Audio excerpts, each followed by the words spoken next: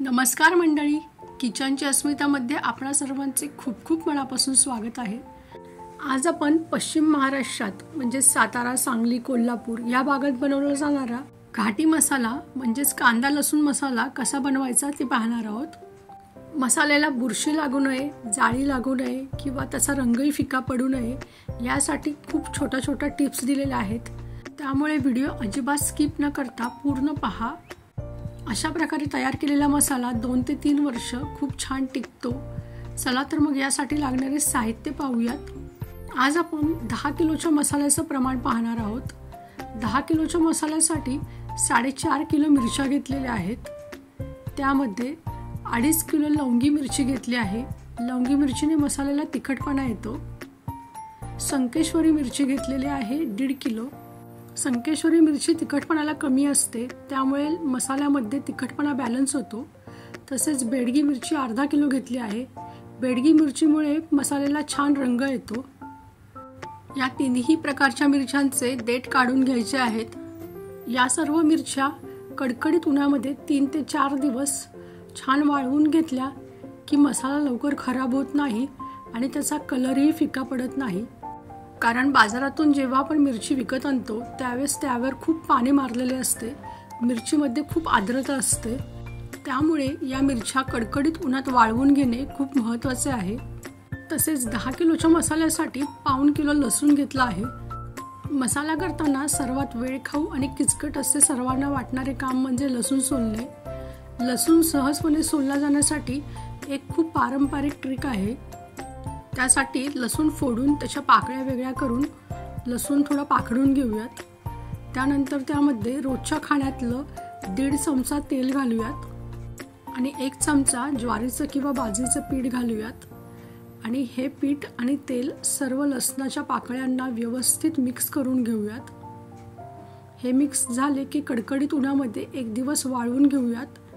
अशा प्रकारे लसूण उन्हात वाळवून घेतला की लसणाच्या पाकळ्या सहज सुट्या होतात आणि लसूण पटकन सोलला जातो। तुम्ही ही ट्रिक नक्की करून पहा। अशा प्रकारे सर्व लसूण सोलून झालेला आहे। 10 किलोच्या मसाल्यासाठी 1.5 किलो सुकं खोबरं घेतलेलं आहे। खोबऱ्याचे पातळ असे उभे काप करून घ्यायचे आहे। अशा प्रकारे सर्व खोबरं कापून घेतलेलं आहे।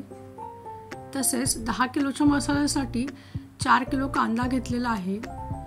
कांदाही कापून त्याचे उभे पातळ काप करून घ्यायचे आहेत। कांदा भाजून घेण्यासाठी गॅसवरती एक मोठे पातेले तापायला ठेवायचे आहे आणि त्यामध्ये सर्व कांदा घालून घ्यायचा आहे। हा कांदा आपल्याला 3 टप्प्यामध्ये भाजायचा आहे। कांदा सतत परतत हलवून घ्यायचा आहे, कारण कांदा खाली लागू शकतो। एक अर्धा तास झाल्यानंतर कांद्याला हलकासा लालसर रंग आला आहे आणि कांदा थोडा शिजून मऊ झालेला आहे। या टप्प्यावर कांद्यामध्ये अर्धा किलो जाडं मीठ घालायचं आहे। मीठ घालून कांद्यामध्ये व्यवस्थित मिक्स करून घ्यायचं आहे। तुम्ही पाहू शकता हळूहळू मिठाचं पाणी सुटायला लागलेलं आहे। या मिठाच्या पाण्यामध्ये कांदा शिजून द्यायचा आहे। मध्ये मध्ये कांद्याला हलवत राहायचं आहे, नाहीतर तो खाली लागू शकतो। 1 तास झाल्यानंतर कांद्यातील मिठाचं पाणी पूर्ण आटलेलं आहे आणि कांदा सुक्का झाला आहे। या टप्प्यावर कांद्यामध्ये अर्धा किलो रोजच्या वापरातलं खाण्याचं तेल घालायचं आहे। कांद्यामध्ये तेल घालून व्यवस्थित मिक्स करून घ्यायचं आहे। कांद्यामध्ये एकदा तेल घातलं की कांदा लगेच खाली लागू शकतो, त्यामुळे न थांबता सतत कांदा परतून घ्यायचा आहे। 1 तासानंतर पाहू शकता कांद्याचा रंग डार्क ब्राऊन कलर झालेला आहे। कांदा तेलामध्ये व्यवस्थित शिजला गेला आहे। या स्टेजला गॅस बंद करून ठेवूया। कांदा पूर्ण थंड करून घ्यायचा आहे। कांदा थंड झाला की पूर्ण तेलाचा तवंग वरती आलेला दिसतोय। कांदा तेलामध्ये शिजून छान तयार झालेला आहे। चला तर मग 10 किलोचा मसाला बनवण्यासाठी लागणारे गरम मसाले पाहूयात। इथे मी 24 प्रकारचे गरम मसाले घेतलेले आहेत। हे मसाले आपण 3 टप्प्यात भाजणार आहोत। काही मसाले आपल्याला कच्चे घ्यायचे आहेत, काही मसाले भाजायचे आहेत आणि काही मसाले तळायचे आहेत। सर्वप्रथम कच्चे मसाले कोणते घ्यायचे आहेत ते पाहूयात। यासाठी 1.5 किलो जिरं घेतलेलं आहे, 100 ग्रॅम दालचिनी घेतली आहे, 100 ग्रॅम लवंग घेतली आहे, शहाजिरे 50 ग्रॅम आणि काळी मिरी 100 ग्रॅम घेतलेली आहे। एक मोठं भांडं घ्यायचं आहे, त्या भांड्यामध्ये सर्व मसाले आपण काढून घेऊयात। त्यासाठी पाव किलो जिरं घेतलेलं आहे, 100 ग्रॅम लवंग घेतलेले आहे,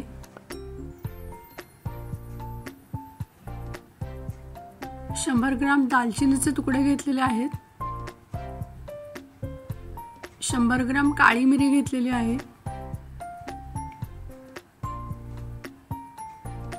50 ग्रॅम शहाजिरे घेतलेले आहेत।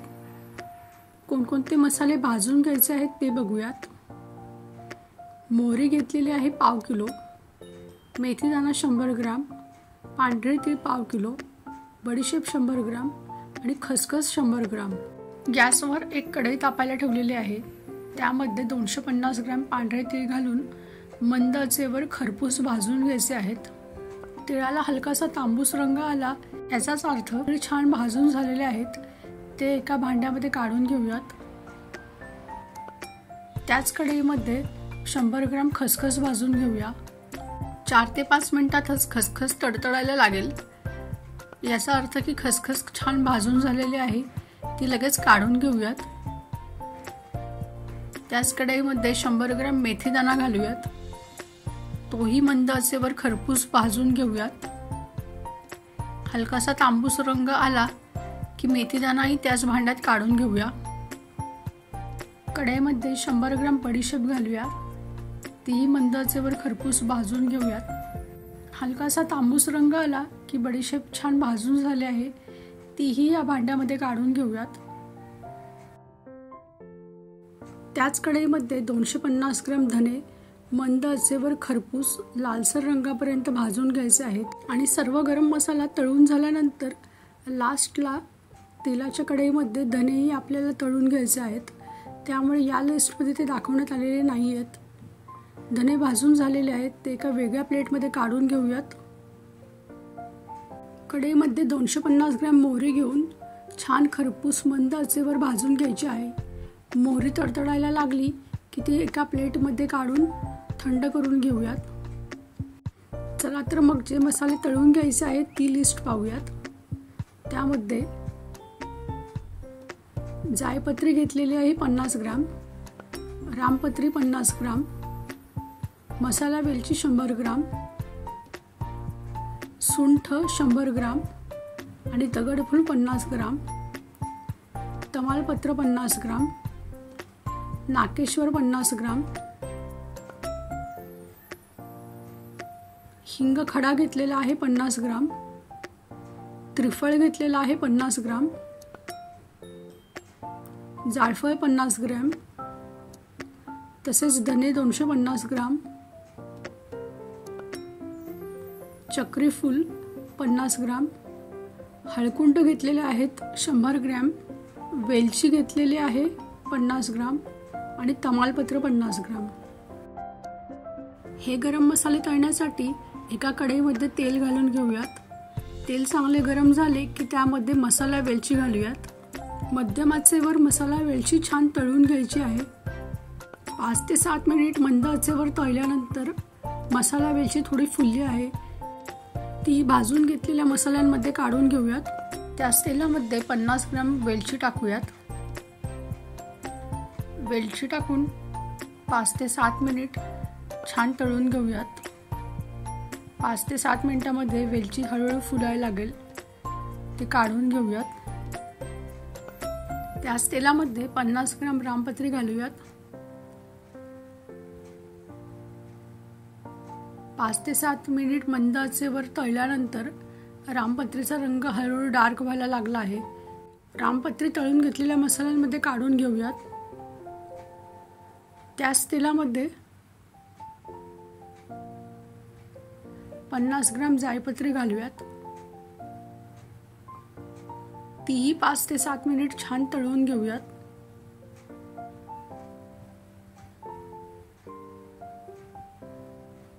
आणि मसाल्यांमध्ये काढून घेऊयात।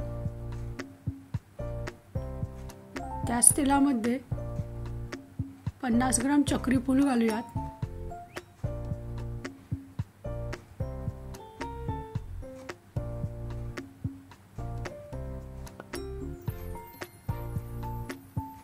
चक्रीफूल तळून झालेले आहे तेही काढून घेऊयात.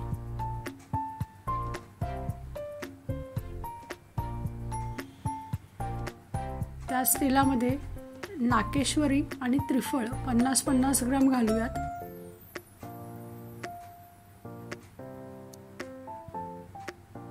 सर्व गरम मसाले मंद आचेवर तळून घ्यायचे आहेत. तेही या प्लेटमध्ये काढून घेऊयात. त्याच तेलामध्ये 100 ग्रॅम सुंठ घालूयात. सुंठ तेलामध्ये 7 ते 8 मिनिट रंग बदलसपर्यंत तळून घ्यायची आहे. सुंठ तळून झालेली आहे तीही गरम मसाल्यांमध्ये काढून घेऊयात. तेलामध्ये 50 ग्रॅम हिंग घालूयात. मंद आचेवर हिंगाचे खडे छान फुलेसपर्यंत तळून घ्यायचे आहेत. हिंग तळून झाला की तोही या गरम मसाल्यांमध्ये काढून घेऊयात. तेलामध्ये 50 ग्रॅम जायफळ घातलं आहे. जायफळ घालून 8 ते 10 मिनिट छान मंद आचेवर रंग बदलसपर्यंत जायफळ तळून घ्यायचं आहे. ते गरम मसाल्यांमध्ये काढून घेऊयात.